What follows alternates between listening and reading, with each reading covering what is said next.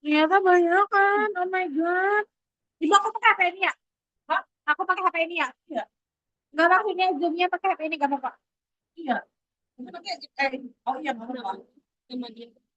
Maksudnya, maksudnya sertifikatnya kenapa?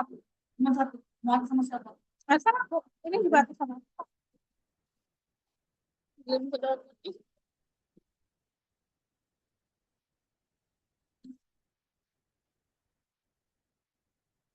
Tapi biasanya ini aku udah diapain ya? Udah di tengah cara.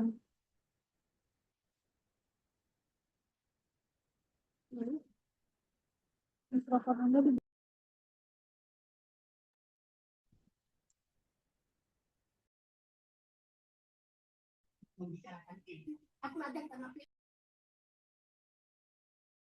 kamu misalnya ada yang lupa itu kan gak bisa. Tadi minta di TikTok.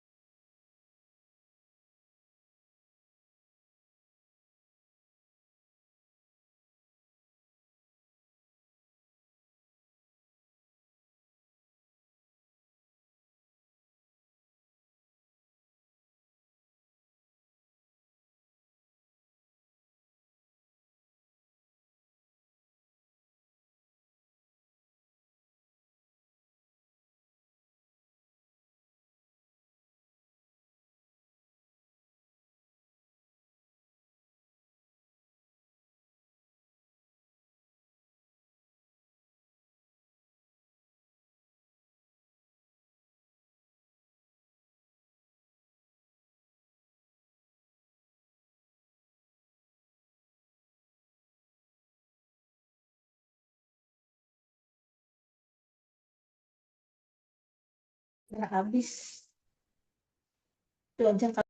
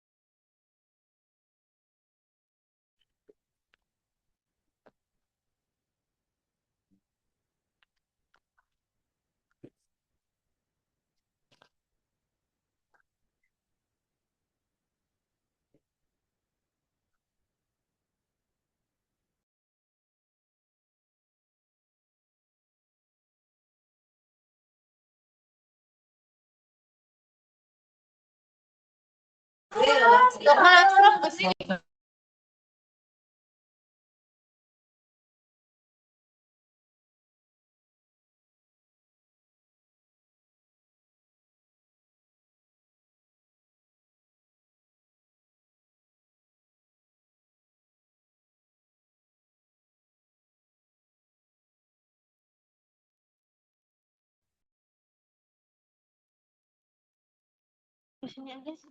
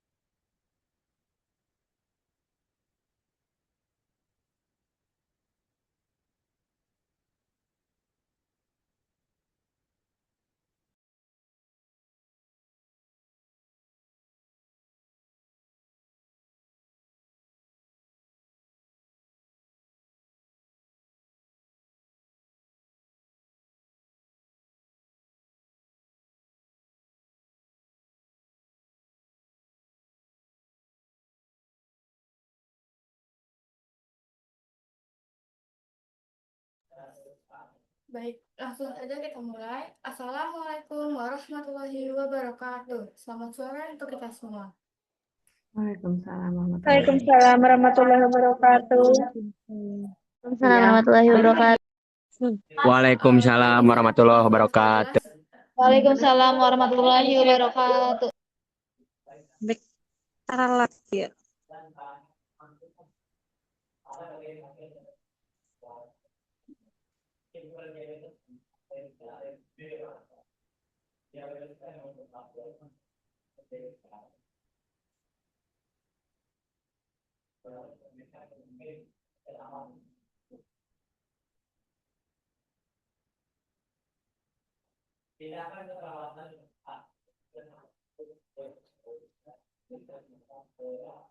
Baik, apakah suara saya jelas di Bapak Ibu dan teman-teman semua?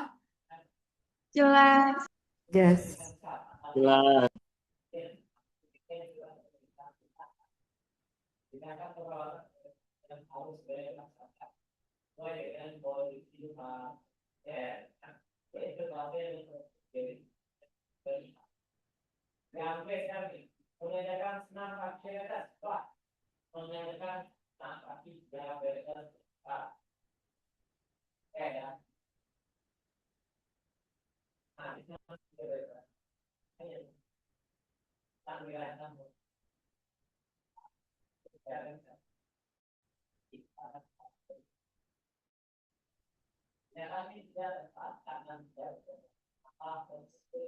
Baik, saya ulangi. Assalamualaikum warahmatullahi wabarakatuh. Selamat sore untuk kita semua. Mohon maaf Waalaikumsalam. karena tadi Waalaikumsalam warahmatullahi wabarakatuh.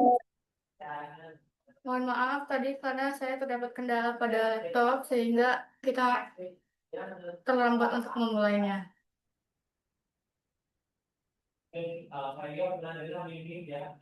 Baik, langsung saja. Baik, atas suaranya. Apa? Begini untuk kenapa, Pak? Baik, Kepikiran. apakah suara saya Ya apa?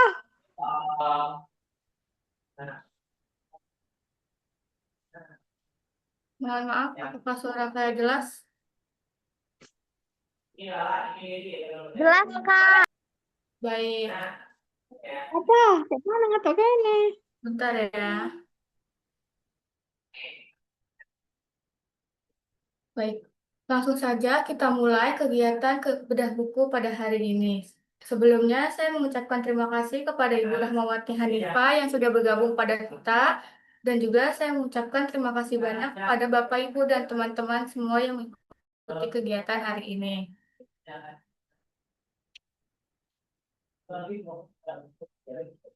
Sudah.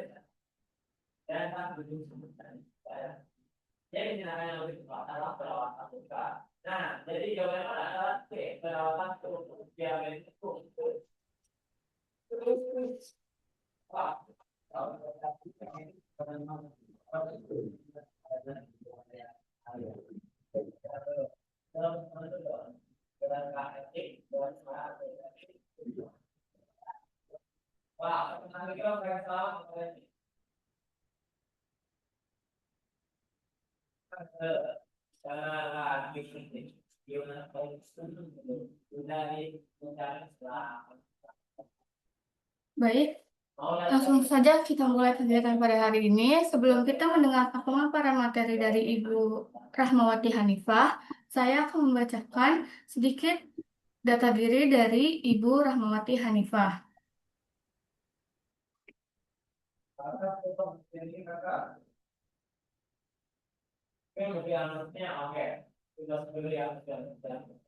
Suaranya apakah jelas? Mohon maaf. Jelas. Jelas.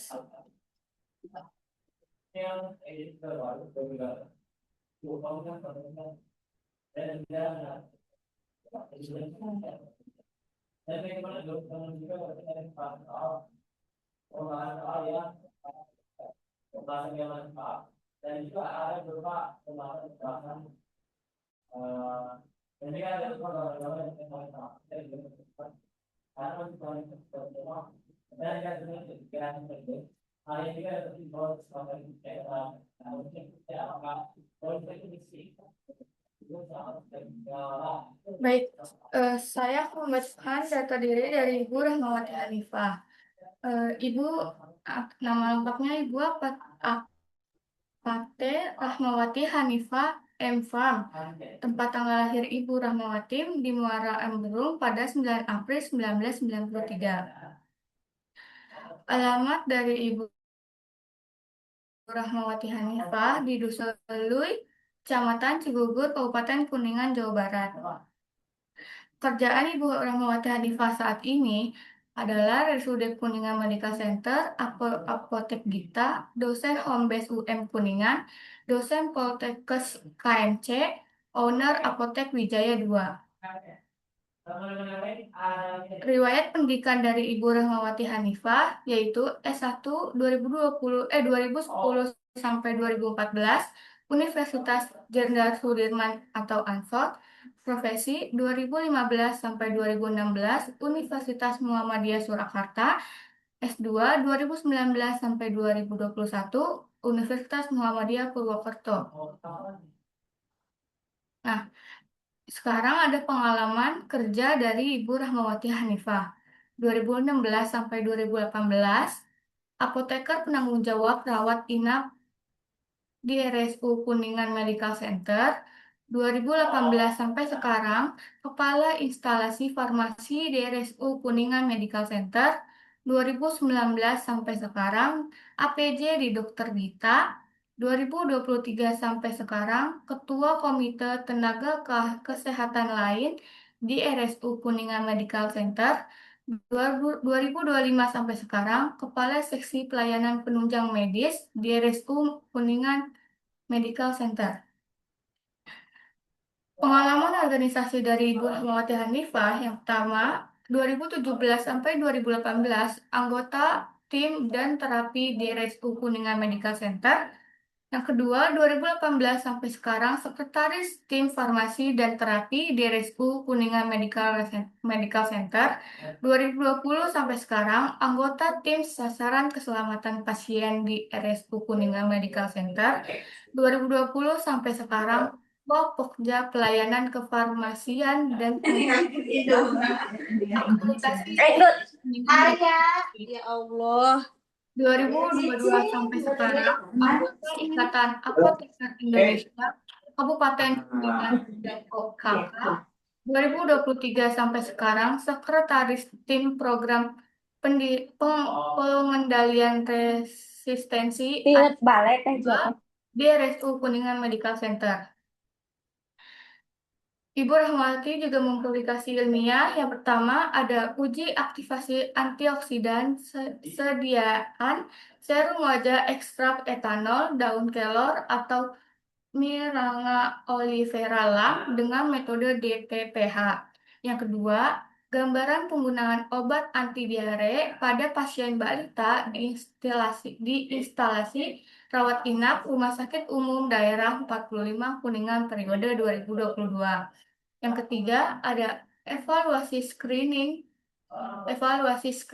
kelengkapan resep, aspek administrasi, aspek farmaseutik, dan aspek klinis pasien rawat jalan di klinik Pradipa Medica.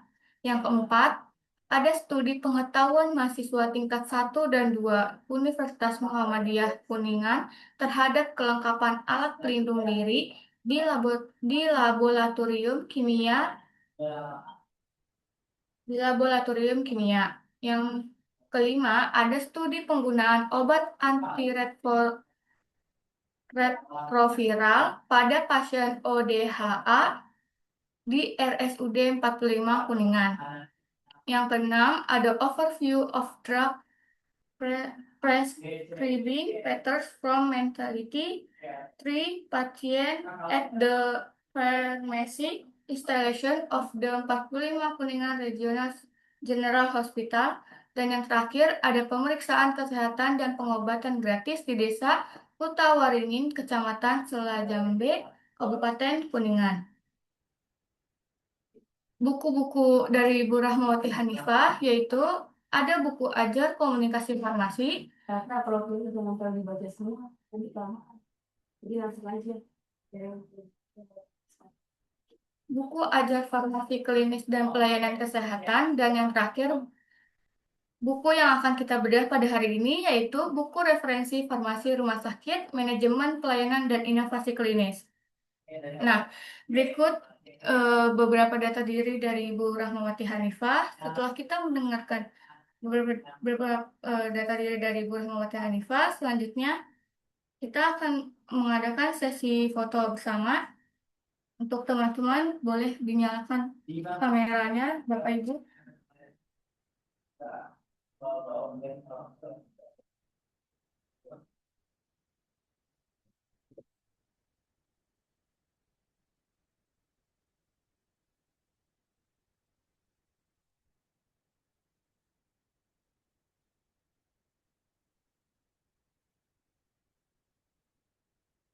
Baik, sebentar ya.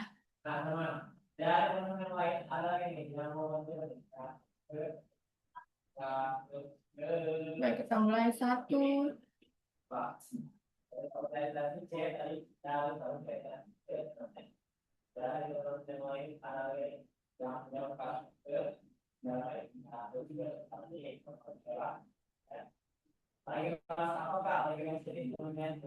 Baik, sudah. Terima kasih. Langsung saja kita mulai pendengaran dari materi dari buku referensi farmasi rumah sakit, manajemen pelayanan dan inovasi klinis dari Ibu Rahmawati Hanifah. Pada Ibu Rahmawati Hanifah, saya persilakan. Baik, terima kasih Kak atas kesempatannya. Ini PPT-nya dari Kakak berarti ya? Remote atau apa? Tapi jauh tuh ini alamatnya.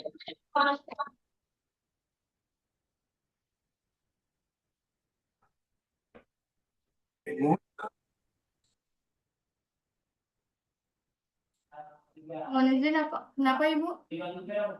Untuk share screen-nya dari saya atau dari Kakak? Boleh dari Ibu, bisa sebentar. Boleh. Ibu sudah jadi co-host belum?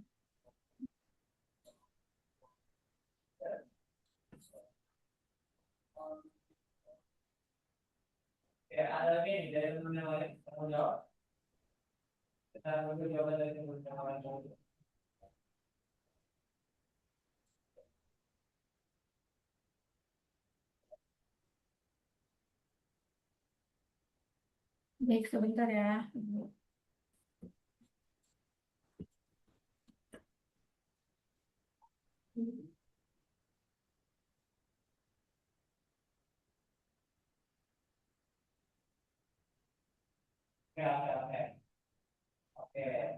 Aku kasih waktu kalian sampai saja proses. Aku kasih waktu kalian saja buat jawab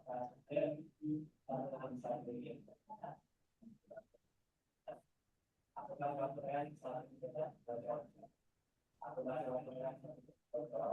Ini yang mau jawab langsung jawab sekarang. Ya, baik. Sudah kelihatan ya? Sudah Ibu. Oke, di sini Assalamualaikum warahmatullahi wabarakatuh. Waalaikumsalam. Waalaikumsalam Waalaikumsalam warahmatullahi wabarakatuh. Ya, terima kasih Kakak dari tim Bukoloka dan teman-teman, baik teman-teman, mungkin ada teman sejawat, kemudian anak-anak yang mahasiswa ini yang sangat antusias gitu ya.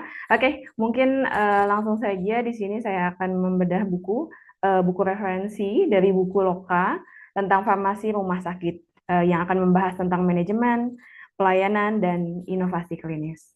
Oke, di sini saya ingin bercerita sedikit tentang farmasi rumah sakit, gitu ya. Karena saya merupakan praktisi baik di rumah sakit, di apotek gitu. Saya di rumah sakit itu berarti dari 2016 sampai 2025 gitu ya. Sebelum saya menjadi kepala instalasi farmasi, saya juga menjadi apoteker penanggung jawab, baik di rawat jalan, rawat inap gitu. Jadi memulai karir itu dari bawah terlebih dahulu gitu ya. Kemudian saya memulai tahun 2019 jadi kepala instalasi dan sampai sekarang kayak gitu.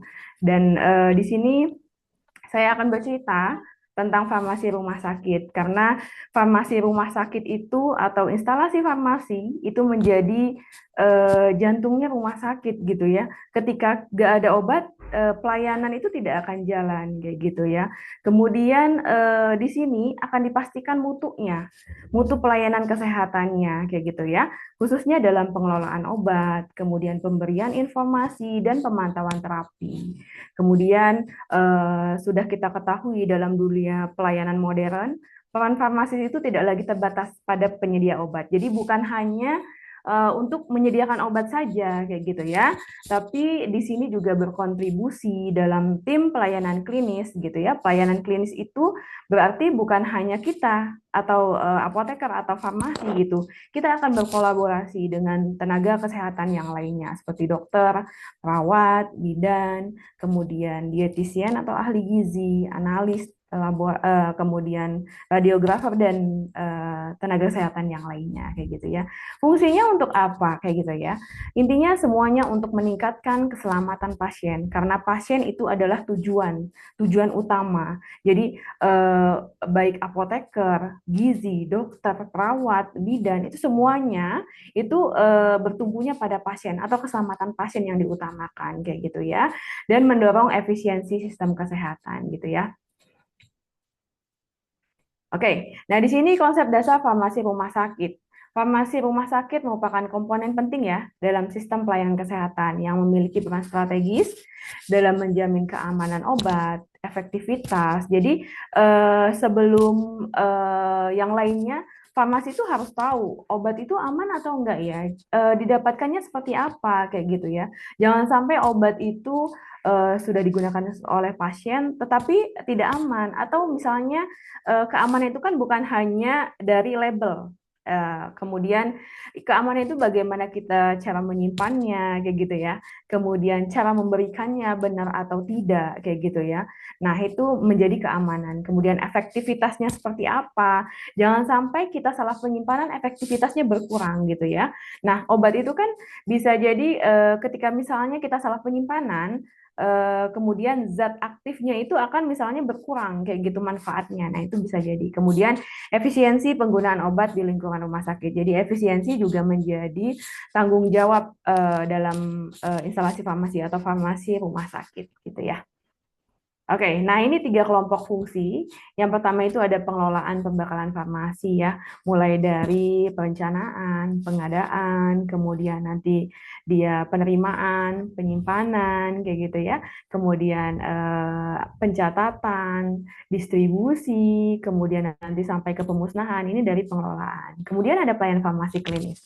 Pelayanan farmasi klinis mulai dari PIO, kemudian pengkajian dan pelayanan resep, konseling, kemudian visite pasien, kemudian pemantauan kadar obat dalam darah, pemantauan terapi obat, monitoring efek samping obat, ini masuknya ke dalam pelayanan farmasi klinis, gitu ya. Nah, kemudian ada penggunaan obat yang rasional atau rasional drug use, gitu ya. Nah, ini dipastikan kalau keamanan itu ada di sini, kayak gitu ya. Jangan sampai irasional kayak gitu penggunaan yang akan diberikan. Oke, nah di sini ada manajemen sistem farmasi rumah sakit. Di sini ada hospital pharmacy management. Itu merupakan serangkaian kegiatan yang mencakup perencanaan tadi, kemudian ada pengorganisasian. Pengorganisasian ini pasti ada di instalasi farmasi. Jadi kalau bukan hanya apoteker, bukan hanya tenaga teknis kefarmasian kayak gitu ya, atau tenaga vokasi farmasi sekarang gitu ya. Nah, di situ juga ada misalnya gitu ya, ada petugas administrasi kayak gitu ya.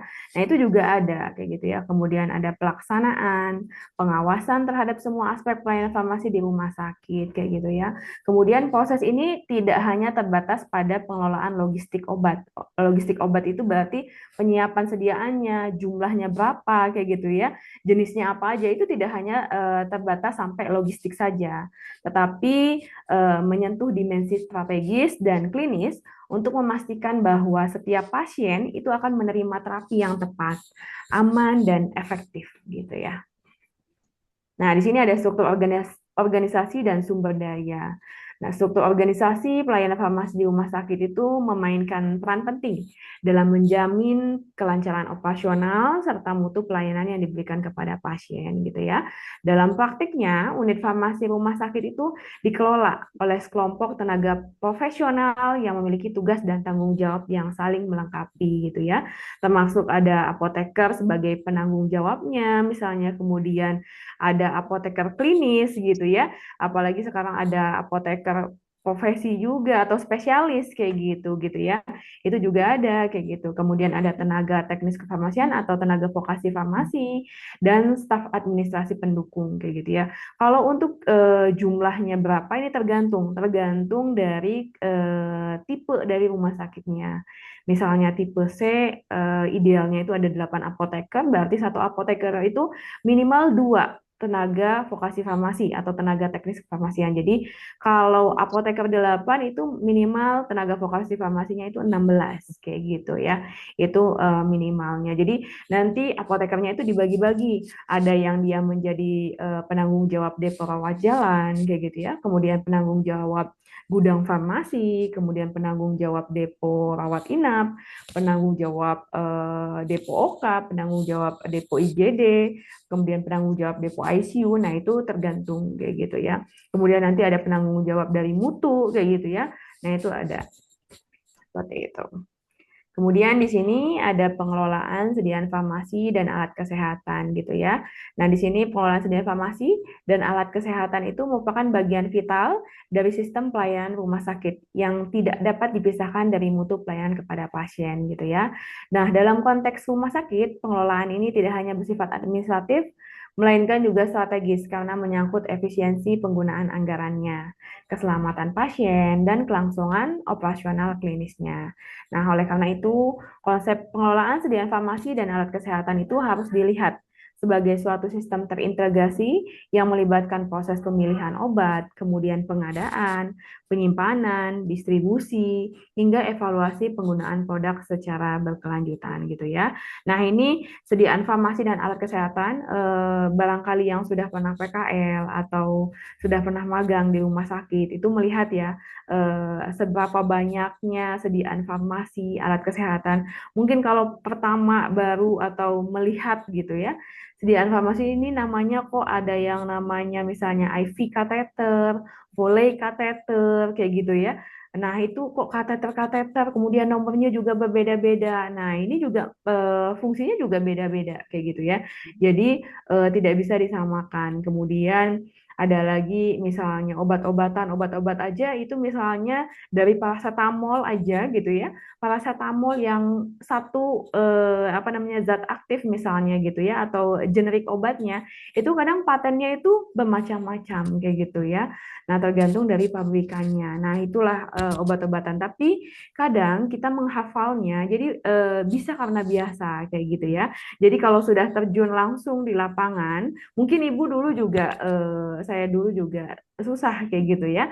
Awalnya ini kok mirip-mirip namanya kayak gitu ya. Nah, ini seperti apa membedakannya? Kemudian belum lagi kekuatan sediaannya. Seperti misalnya saya contohkan amlodipin itu ada 5 mg, 10 mg, ada metilprednisolon atau MP itu ada yang ada yang 4 mg, kemudian 8 mg, kemudian ada 16 kayak gitu ya.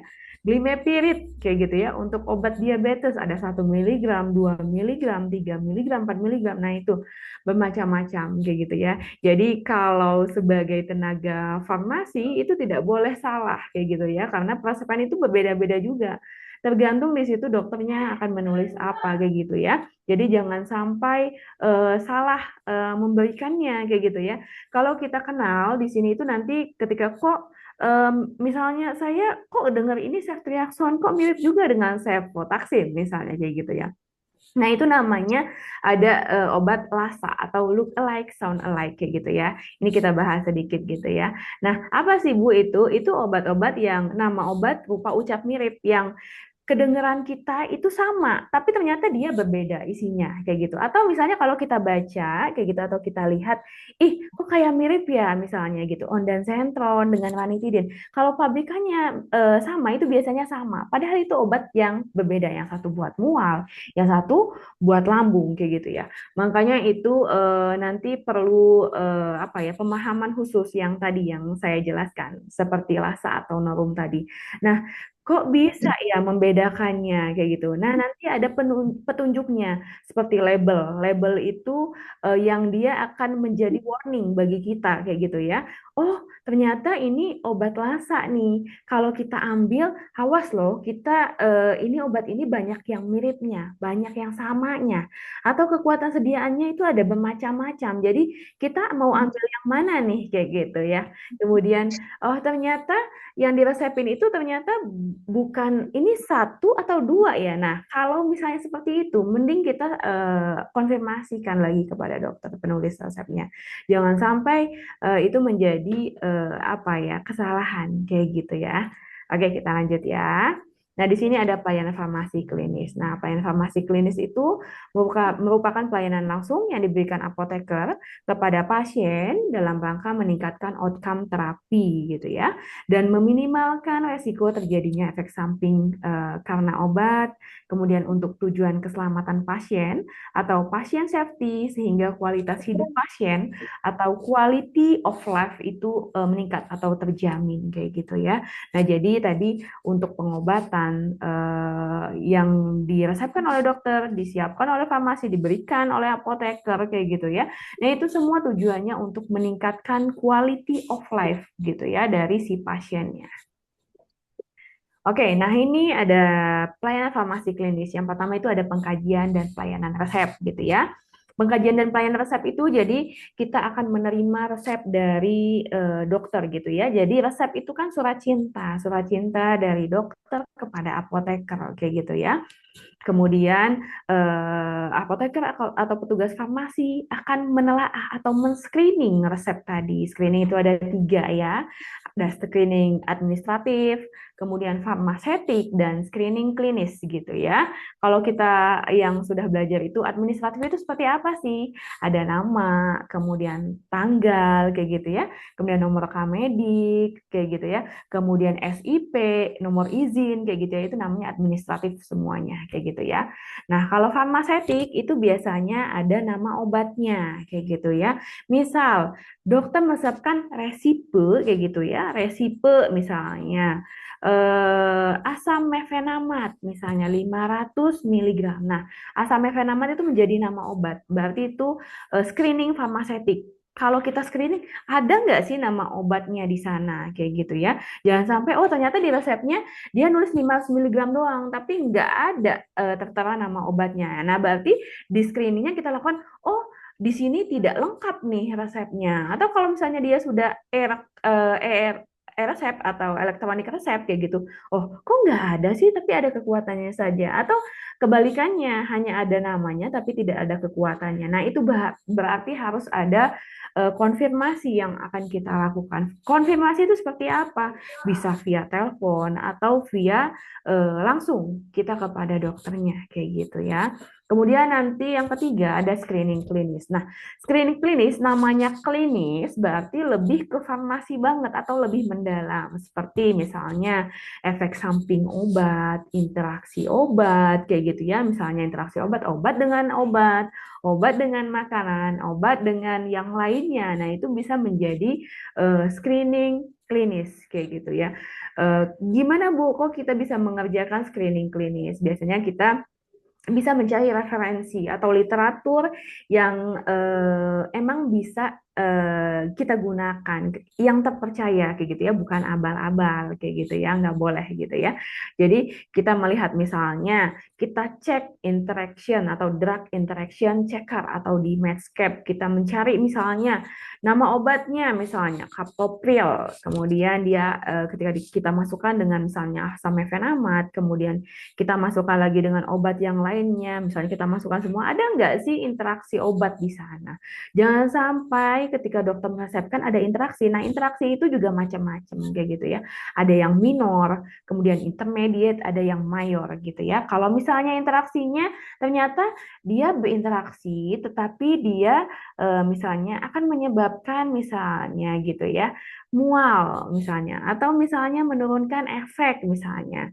Nah, bagaimana cara farmasi atau apoteker itu mengatasi interaksi obat ini, misalnya melakukan penjedaan dalam penggunaan, atau misalnya memberikan, misalnya tadi yang timbul mual berarti bisa merekomendasikan obat anti mualnya. Nah, seperti itu. Jadi, seperti apa? Ketika misalnya mayor, itu bisa misalnya dengan mensubstitusi atau kita akan mengkonfirmasi lagi kepada dokter, dok ini obatnya ada interaksi yang mayor kayak gitu. Ketika misalnya dia akan digunakan, ternyata dia akan menurunkan atau meningkatkan efek dari obat utamanya. Nah, itu akan kita sampaikan atau kita konfirmasikan, konsultasikan gitu ya.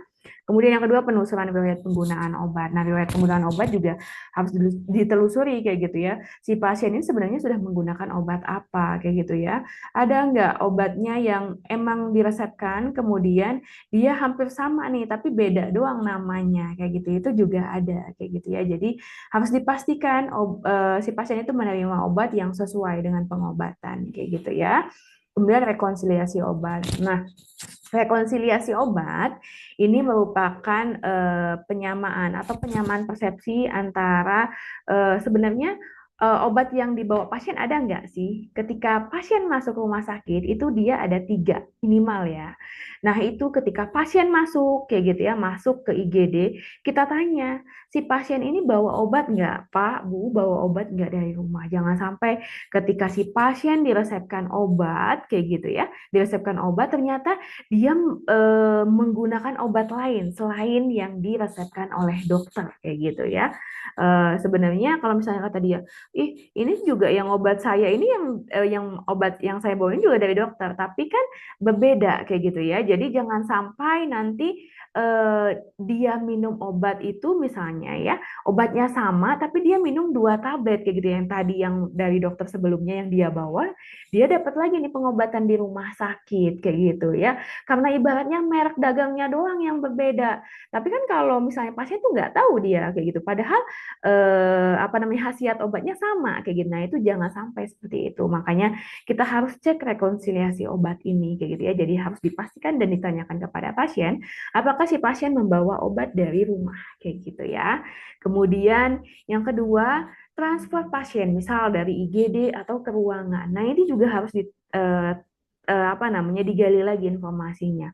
Ada nggak sih misalnya obat-obatan yang dibawa dari IGD ke ruangan itu sama nggak dengan obat-obat yang diresepkan dokter di ruangan? Jangan sampai nanti obatnya sama tapi diresepkan ulang kayak gitu. Takutnya ada double dosis kayak gitu ya, atau double obat tadi kayak gitu ya.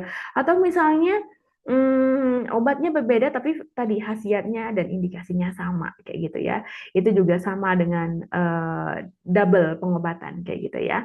Kemudian ketika pasien mau pulang, nah itu juga direkonsiliasi kayak gitu ya.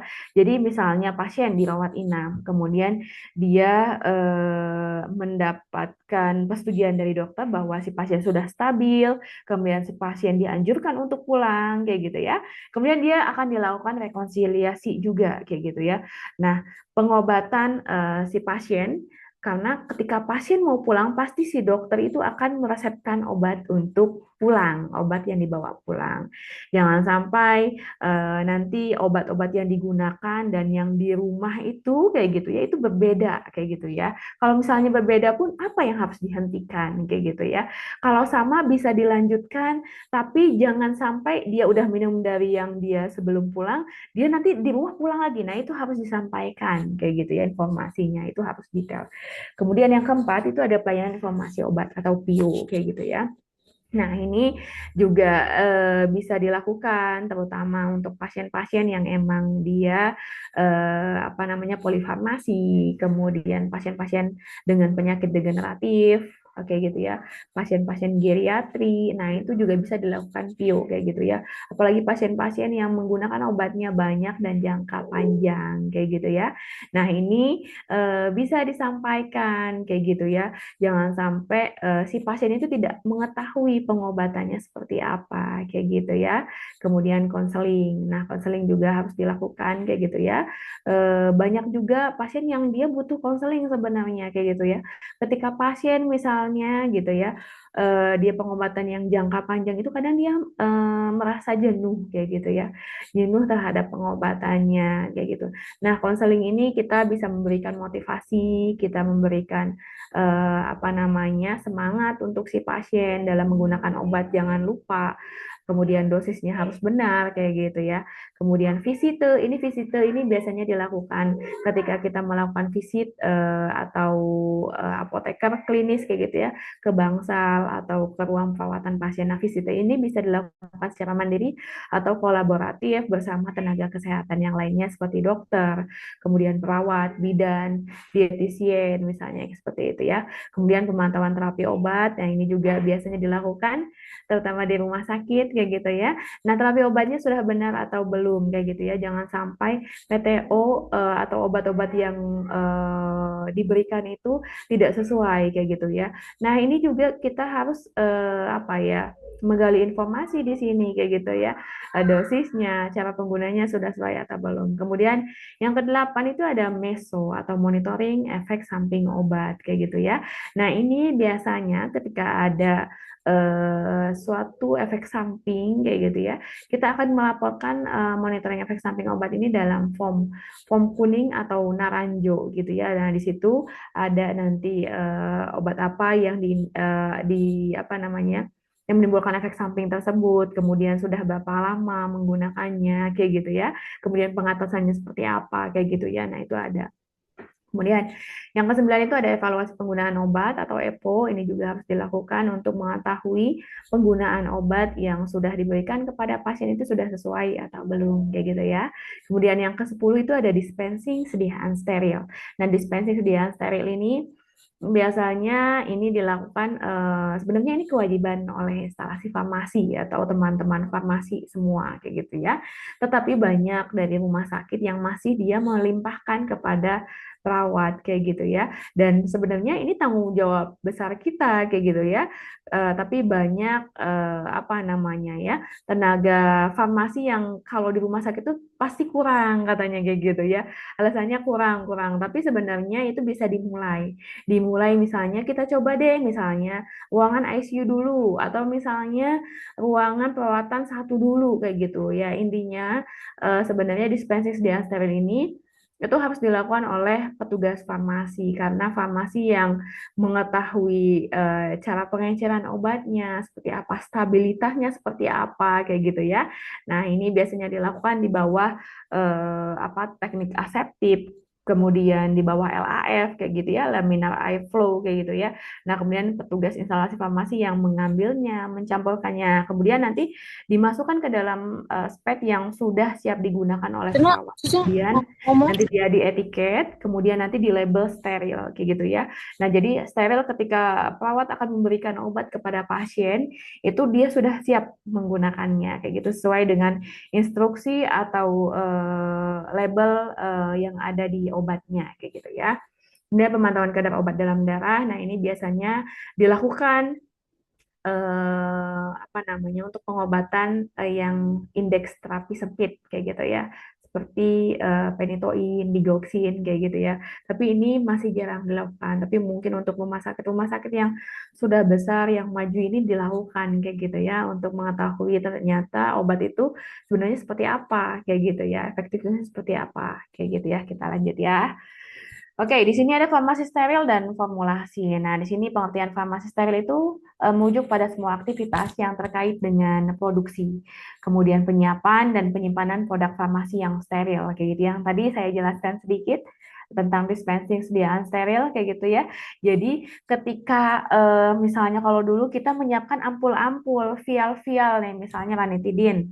2 ampul dia misalnya, atau misalnya 1 kali pagi gitu ya, masukin ke etiket. Kemudian nanti di ininya 1 kali 1 per injeksi. Nah nanti dia kalau misalnya sudah dilakukan oleh farmasi itu dia dibuka, ampulnya itu dibuka, diambil lewat spet, jadi dilakukan dispensing steril yang tadi saya ceritakan kayak gitu ya. Kemudian penyiapannya dan dia disimpannya dalam pouch steril tadi kayak gitu ya. Nah, itu ada indikator sterilnya. Jadi kalau misalnya belum digunakan atau belum diberikan kepada pasien nggak boleh dibuka sama perawatnya kayak gitu ya. Nah, ini mencakup pemilihan bahan baku yang steril atau dapat disterilisasi. Kemudian pemrosesan dengan teknik aseptic processing kayak gitu ya. Serta penyimpanan dalam wadah yang menjaga integritas dan ketahanan sterilitas hingga obat itu digunakan. Oke, nah ini yang selanjutnya itu ada manajemen obat high alert atau kalau kita apa biasa mendengarnya atau kita kenalnya dengan HAM ya, bukan hak asasi manusia tapi high alert medication kayak gitu ya. Nah ini kelompok obat-obat yang berpotensi menyebabkan cedera serius kayak gitu ya, bahkan bisa menyebabkan kematian jika terjadi kesalahan. Nah makanya obat high alert ini juga ada penandanya seperti Lassa tadi yang dia hampir mirip tadi. Jadi jangan sampai ketika itu udah di label Lassa, kita salah ambilnya. Sama seperti high alert medication. Tadi udah ada penandanya, biasanya stikernya warna merah. Bertuliskan high alert atau high alert medication, kayak gitu. Jadi ketika kita mengambilnya itu kita harus hati-hati, tidak boleh kita salah, kayak gitu ya. Nah, di sini juga high alert medication dalam pemberiannya juga biasanya ada double cek kayak gitu ya, dari petugas farmasinya itu juga double, dia yang mengambilnya, yang memberikan itu juga double, dan yang menerimanya juga sama, perawatnya misalnya yang perawat pertama, kemudian yang memberikannya juga sama kayak gitu ya, biasanya ada parafnya. Ini benar atau enggak nih ternyata kayak gitu. Jangan sampai obat high alert yang kita ambil itu salah kayak gitu ya, karena kalau kalian tahu obat high alert itu ada nanti namanya elektrolit pekat gitu ya.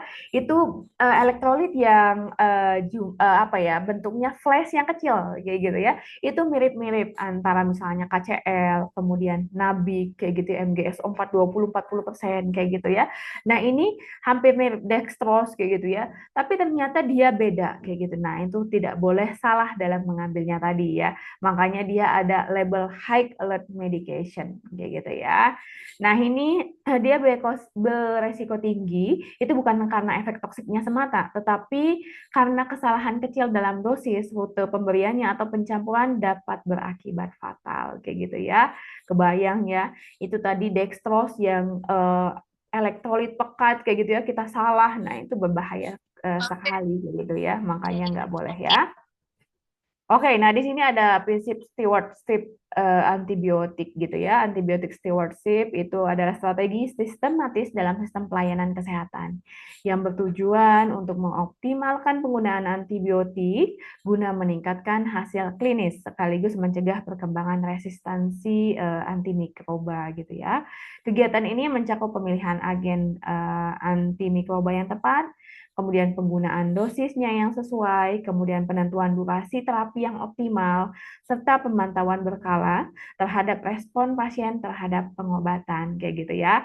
Nah, ini antibiotik ini juga menjadi apa ya, sasaran sekarang kayak gitu ya. Booming lah ibaratnya gitu ya, program pemerintah untuk mengendalikan antibiotik kayak gitu ya. Karena antibiotik ini menjadi tanggung jawab kita semua. Jangan sampai misalnya ya banyak penggunaan antibiotik menyebabkan resistensi kayak gitu ya. Nah, ini prinsip dalam penggunaan antibiotik. Kemudian ada farmasi dalam tim medis dan keselamatan pasien kayak gitu ya. Kalau lihat apa namanya tadi CV saya itu ada keselamatan pasiennya kayak gitu ya. Saya juga dalam tim keselamatan pasien di rumah sakit. Nah, di sini apoteker rumah sakit khususnya yang memiliki pelatihan farmasi klinis kayak gitu ya. Berperan penting dalam proses perencanaan, pemantauan dan evaluasi terapi obat gitu ya. Di sini melalui teknik pharmaceutical care atau asuhan kefarmasian, apoteker itu bertanggung jawab memastikan bahwa setiap obat yang diresepkan sesuai dengan kebutuhan klinis si pasiennya, kayak gitu ya. Kemudian diberikan dalam dosis yang tepat, melalui rute pemberian yang benar, serta pada waktu yang optimal. Oke, kemudian di sini ada inovasi dan teknologi di farmasi rumah sakit gitu ya. Nah, di sini ada perkembangan teknologi informasi. Nah, ini telah mengubah secara fundamental pelayanan farmasi yang dilakukan di rumah sakit secara modern gitu ya. Nah, digitalisasi itu tidak lagi sekedar pilihan melainkan menjadi kewajiban untuk sekarang kayak gitu ya.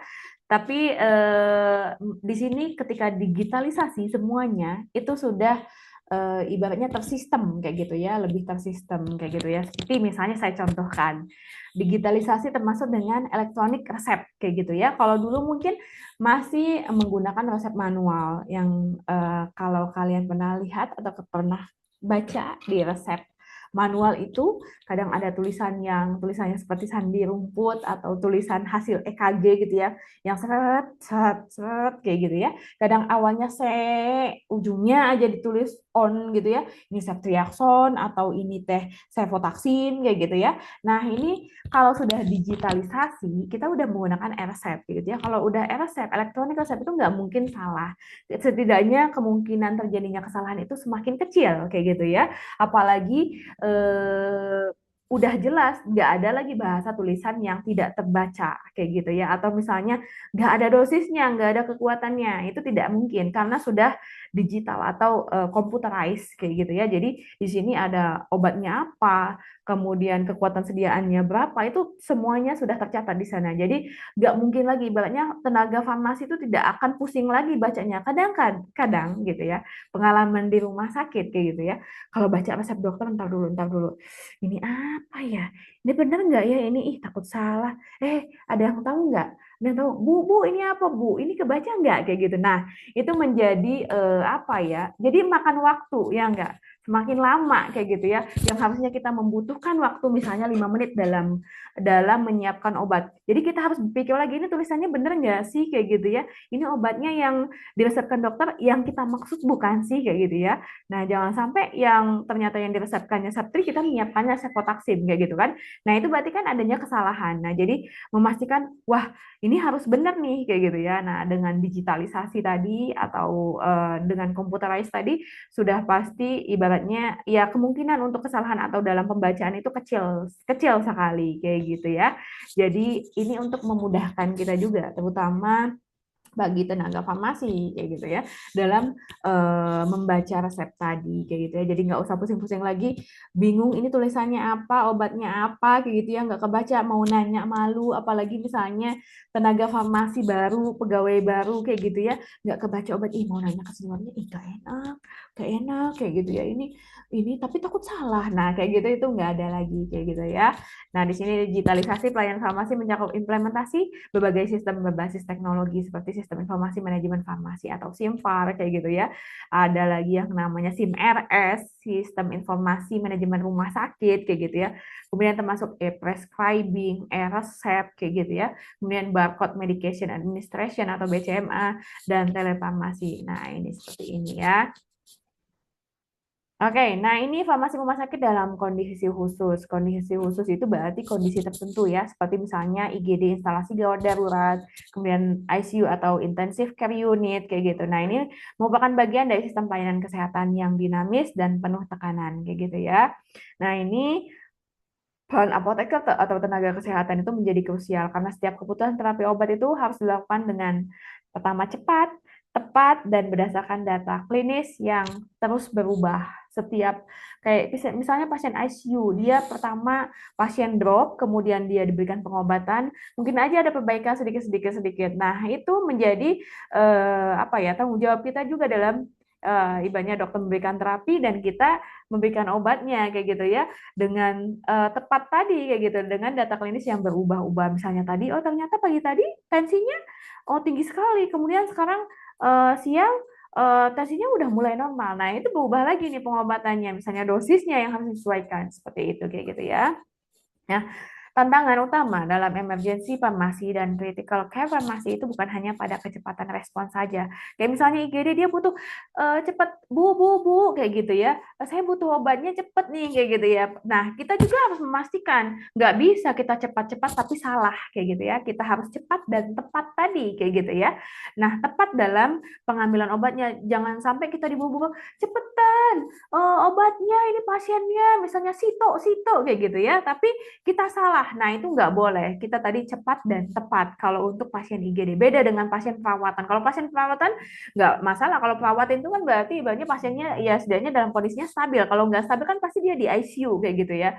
Atau misalnya dipicu, nicu kayak gitu ya. Beda lagi kayak gitu kan ya. Nah, kalau pasien IGD ini kan kadang pasien misalnya yang KLL atau kecelakaan lalu lintas dia butuh respon cepat kayak gitu ya. Pengobatan yang tadi perawatnya tadi manggil-manggil petugas farmasi itu saking paniknya kita, wih ini apa sih, nanti takut ambilnya salah atau misalnya seperti apa penyiapannya yang salah atau etikanya yang salah. Nah, itu jangan sampai kayak gitu ya. Nah, ini tadi ya, bukan hanya kecepatan respon tetapi juga pada ketepatan farmakoterapinya, pengobatannya kayak gitu ya. Nah, dalam kondisi pasiennya seringkali tidak stabil atau berada dalam resiko yang tinggi gitu ya. Oke. Nah, ini penilaian dan pengembangan kualitas pelayanan. Nah, ini sebenarnya tenaga farmasi, tenaga kemudian apoteker, tenaga vokasi farmasi ini juga dinilai atau namanya KPI. Ada KPI ya, Key Performance Indicator kayak gitu ya dalam pelayanan farmasi. Nah, ini dirancang tidak hanya untuk menilai hasil akhirnya saja, tetapi juga untuk mengidentifikasi prosesnya, masalah sistematik serta peluang perbaikannya kayak gitu ya.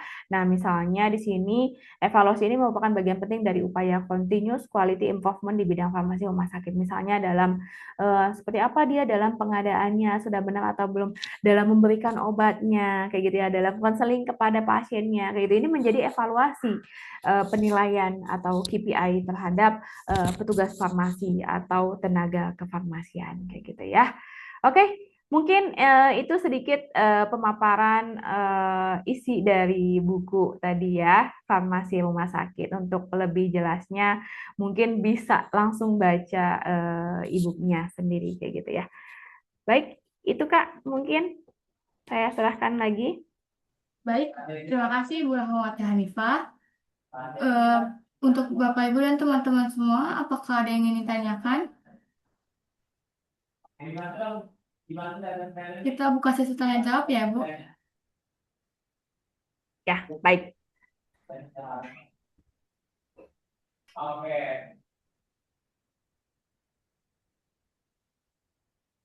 Halo Kak, Ria Sari. Baik, Bapak Ibu dan teman-teman semua, jika ada yang ingin ditanyakan, boleh untuk angkat tangan dan kalau untuk mau chat di kolom chat juga nggak apa-apa. Oke. Halo Kak Eko, halo. Boleh banget nih Kak, yang nulis skill boleh banget yang pengalaman skill sepertinya di saya Kak. Oh iya. Oke, tinggal langsung aja komunikasi dulu begini. Kak juga. Dari teman yang lain ada lagi? Ada lagi ada teman yang lain yang mau kita ke ngobrol. Dari kamera Anda, oh kamera Anda nih benar nih. Kamera Anda C, oke ya. Dari kamera Anda C. Oke, aku kasih waktu kalian 1 menit buat jawab. Aku kasih waktu kalian 1 menit buat jawab. Jadi untuk menjawab pertanyaan. Aku kasih waktu kalian 1 menit buat jawab. Ya, barangkali ada yang mau ditanyakan? Mulai kamera tadi. Nah, itulah persoalannya.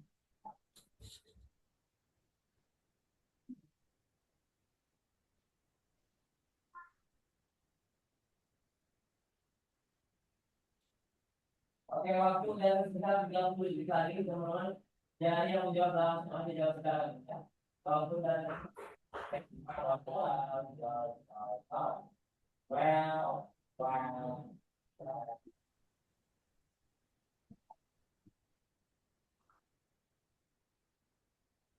Baik, Oke, apakah ada yang ingin ditanyakan untuk teman-teman dan Bapak Ibu?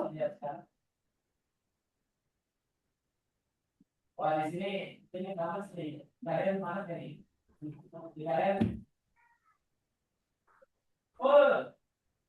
53,99 dengan pada 100,00 gitu. Ini saya mulai. Ini saya mulai apa lagi teman-teman? Dua aja. Oh, itu ada yang bertanya Ibu dari Dinar Nur Apriani. Izin bertanya, saya Dinar Nur Apriani, mahasiswa S1 Farmasi semester 7. Pertanyaannya, bagaimana buku ini memberikan panduan penerapan konsep manajemen farmasi, pelayanan farmasi klinis, dan inovasi klinis pada rumah sakit daerah yang menghadapi keterbatasan sumber daya, serta faktor apa saja yang menjadi kunci keberhasilan implementasinya. Oke, baik. Ini Dinar Nur Apriani, kayak gitu ya. Nah, panduan konsep manajemen farmasi tadi ya. Tadi dari manajemen itu sebenarnya banyak ininya ya. Dari mulai perencanaan, pengadaan yang sudah tadi saya ceritakan kayak gitu ya. Kemudian penerimaan kayak gitu ya, penerimaan obat, kemudian penyimpanan, distribusi kayak gitu ya, sampai dia ke pemusnahan kayak gitu ya.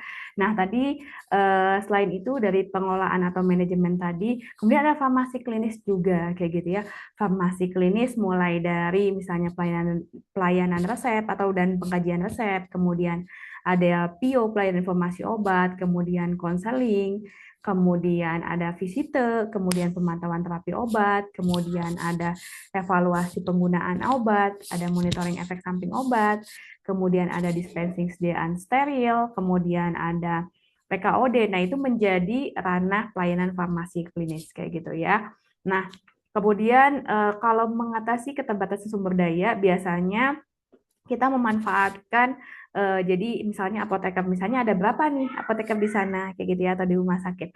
Nah, nanti dia bisa menghandle misalnya yang pertama dia menjadi penanggung jawab misalnya depo rawat jalan. Kemudian nanti dia bisa menjadi penanggung jawab misalnya depo rawat jalannya dia kalau saya gitu ya pengalaman di rumah sakit umum Kuningan Medical Center, karena depo rawat jalannya dia apa ya berkesinambungan dengan depo IGD, jadi ada lorong kecil untuk IGD. Jadi untuk yang penanggung jawab depo rawat jalan itu bisa menjadi penanggung jawab depo IGD juga kayak gitu ya. Kalau misalnya rawat inap misalnya kayak gitu ya. Kalau misalnya rawat inap bisa dia digabung dengan misalnya penanggung jawab misalnya pelayanan farmasi klinisnya. Nah, itu juga bisa kayak gitu. Jadi bagaimana caranya kita memanfaatkan sumber daya yang ada tapi bisa semaksimal mungkin kayak gitu ya. Nah, seperti itu. Itu mungkin.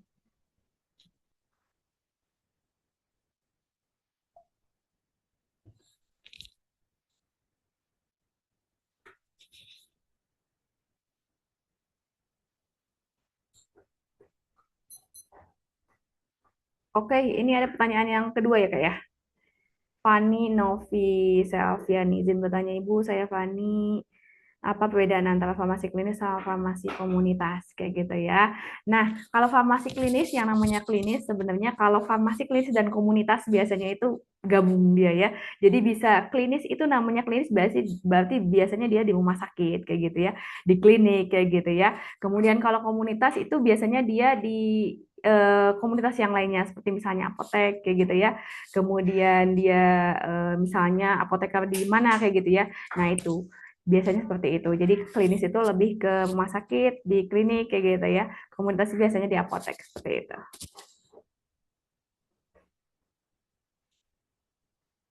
Ada lagi?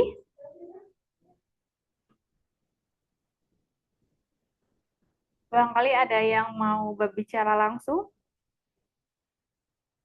atau bertanya langsung. Ayo itu Marsekal. Marsekal ya. Boleh, Mars. Baik, Ibu. Sebelumnya terima kasih atas pemaparannya. Masya Allah, sungguh menginovasi mahasiswa-mahasiswa ya, Bu. Izin, Bu. Saya mahasiswa UM Kuningan semester 7. Mungkin saya akan menanyakan terkait dari sudut pandang mahasiswa gitu ya, Bu. Mahasiswa sebagai calon sumber daya mahasiswa, khususnya di farmasian gitu, Bu. Nah, mungkin bisa dibilang fenomena akhir-akhir ini bisa dibilang tingkat tingkat kompetisi, tingkat belajar Mahasiswa. mahasiswa-mahasiswa di Indonesia itu mungkin cenderung menurun ya, Bu. Nah, eh, gim- tetapi di sisi lain mahasiswa ini kan calon sumber daya sumber Udah ya. daya manusia gitu ya, Bu. Iya.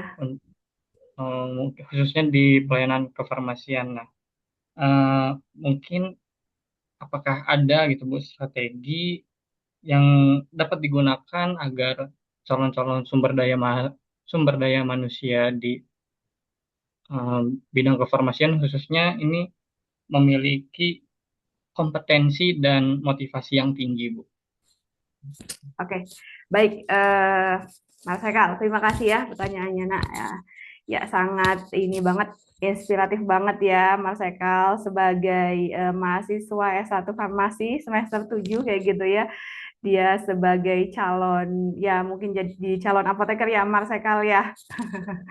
Calon apoteker juga. Amin. Kalau di era sekarang itu ya mungkin kalian juga menyadari ya daya belajar, daya tarik kalian itu sebenarnya mungkin karena kalau sekarang itu era digitalisasi atau ibaratnya bukan lagi milenial tapi udah gen apa nak Gen Z ya gitu ya. Banyak gangguan, banyak apa namanya apa namanya kayak yang ya ibaratnya TikTok kayak gitu ya, kemudian Instagram kayak gitu ya. Nah itu tapi kalau kata ibu, jadi bagaimana cara kalian memanage diri kalian kayak gitu ya. Jadi jadikan era digitalisasi atau era modern ini sebagai kalian tuh cari informasi. Jadi TikTok pun kan banyak di sana ya nak ya. Jadi cara ibaratnya oh sebagai misalnya eh, kalau apoteker di rumah sakit itu seperti apa sih? Banyak ya di TikTok tuh kan. Kemudian apoteker di apotek itu kerjanya seperti apa sih? Nah, jadi bagaimana caranya memanfaatkan apa namanya? Memanfaatkan digitalisasi ini sebagai ilmu yang kalian bisa dapat kayak gitu ya. Jadi, nah caranya oh saya kan mahasiswa nih, nggak bisa kalau misalnya kita cuma berdiam diri kayak gitu ya, atau kita cuma ibaratnya tidak menggali potensi kita karena kita kan nantinya ibaratnya Mas Sekal itu kan menjadi apoteker. Nggak mungkin apoteker itu kan profesi. Seorang profesi itu harus punya apa namanya tanggung jawab, bukan hanya seorang ibaratnya cuma gelar doang kayak gitu ya. Nanti kalau bekerjanya ibaratnya kredibilitasnya, integritasnya itu dipertanyakan kayak gitu kan ya. Bagaimana seorang apoteker bekerja baik di apotek, di rumah sakit, di klinis kayak gitu kan ya. Jangan sampai ibaratnya kita mempermalukan nama ibaratnya tenaga farmasi apoteker kayak gitu kan ya.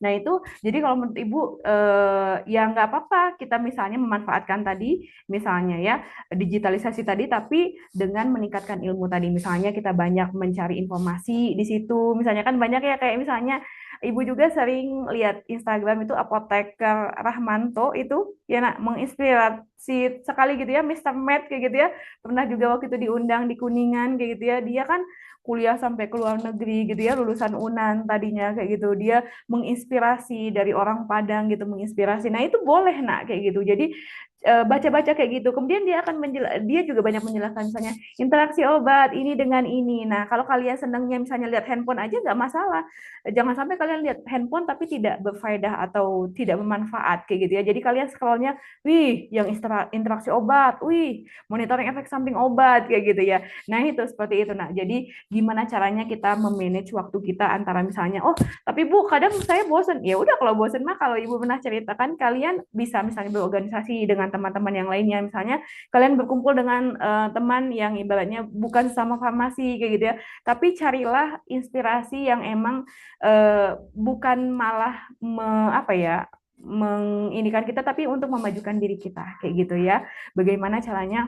Oh, kita meningkatkan potensi kita kayak gitu kan. Kita jadi mahasiswa itu gimana kita nantinya ya gimana diri kita sekarang kayak gitu ya gimana sih kualitas diri kita ya gimana kita belajar sekarang kayak gitu nah mungkin itu ya. Baik, Ibu, terima kasih atas jawabannya dan pencerahannya, Ibu. Oke Mas Ekal semangat ya nak ya. Baik, Ibu, di kolom chat ada yang lagi dari Kak Zahira. Bagaimana sistem pengadaan obat obat hibah dan bantuan pemerintah.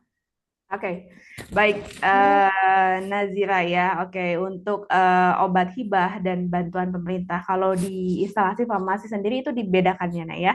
Jadi dia itu apa namanya penyimpanannya juga beda, kemudian kartu stoknya juga beda, kayak gitu. Kemudian kalau misalnya di billing system, nah nanti kan kalau orang misalnya, kan ini misalnya ada penyakit HIV, misalnya pasien HIV.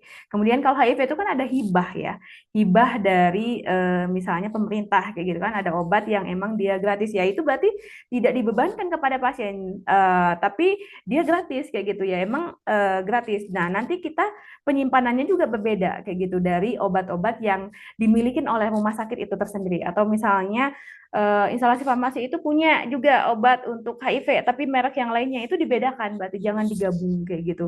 Kemudian contohnya lagi obat-obat TB kayak gitu ya, obat-obat TB juga kan banyak, kita juga instalasi farmasi juga punya yang kita beli sendiri dan yang kita adain sendiri, dan dari pemerintah itu juga ada kayak gitu yang dari hibah kayak gitu ya. Nah, itu harus dibedakan baik dari penyimpanannya, kemudian apa namanya kartu stoknya kayak gitu ya. Nah, itu semuanya dibedakan kayak gitu. Terima kasih. Oke, sami-sami Nazira. Salam apoteker juga ya. Amin. Amin. Amin. Baik, terima kasih Bapak Ibu dan teman-teman semua yang sudah bertanya, dan terima kasih juga kepada Ibu Rahmawati Hanifah. Ya, sami-sami. Berikutnya, untuk teman-teman yang mau mengetahui lebih dalam tentang farmasi rumah sakit manajemen pelayanan dan inovasi klinis, teman-teman bisa akses buku ini di website Bukoloka. Ini untuk harganya 19.900. Teman-teman bisa akses selama 6 bulan. Yang mau jawab kasus dari 20 ini.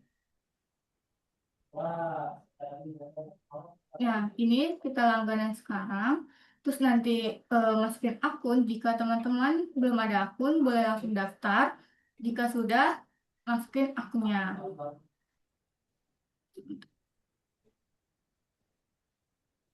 kamu yang dia kamu dari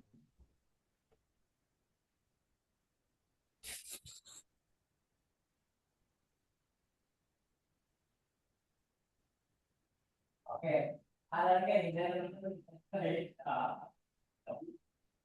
ada ya dari mengenai diri yang mau jawab kasus dalam diri.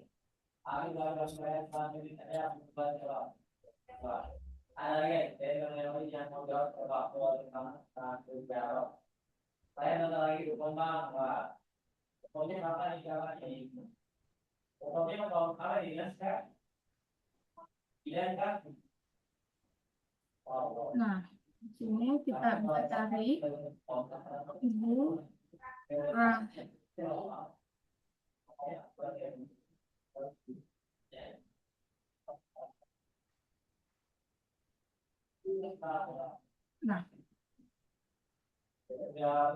teman-teman juga untuk mengaksesnya mudah sekali. 19.900 selama 6 bulan. Setelah itu langganan, nanti pembayarannya menggunakan QRIS. Lalu kalian download aplikasi Bukoloka, bisa di Play Store, untuk iPhone bisa di App Store, dan untuk Windows bisa di Windows.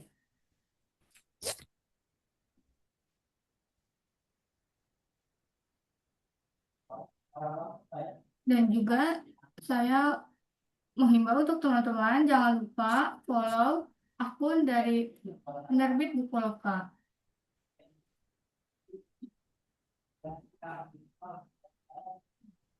Di kolom chat juga saya kirimkan untuk link absensi, teman-teman. Jangan lupa untuk mengabsensi agar mendapatkan sertifikat gratis dari kami. Baik, kegiatan dari saya itu aja. Terima kasih kepada Ibu Rahmawati Hanifah dan teman-teman, Bapak Ibu semua yang mengikuti kegiatan hari ini. Semoga ilmu yang kita dapat pada hari ini bermanfaat untuk kita semua. Amin. Ya, jangan lupa ngisi absensinya ya untuk dapat sertifikatnya ya, Kak ya. Iya, betul. Oke. Semoga teman-teman di sini menjadi calon apoteker yang sangat-sangat bagus. Amin, amin. Ya, terima kasih semuanya. Terima kasih Kak dari tim Buku Loka atas kesempatannya. Terima kasih Ibu, terima kasih Ya, teman-teman. ya,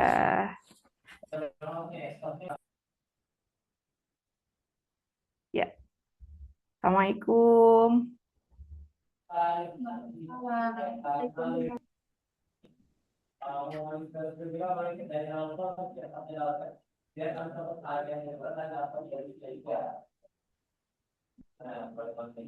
Oke, ada lagi yang menjawab kasus kembali pendidikan. Apa lagi bahasa ini? Dari KSDM memang dari KSA dari mana ya? Aku kan konsumen aku kan konsumen satu menitnya dua. Aku langsung konsumen satu menit buat jawab.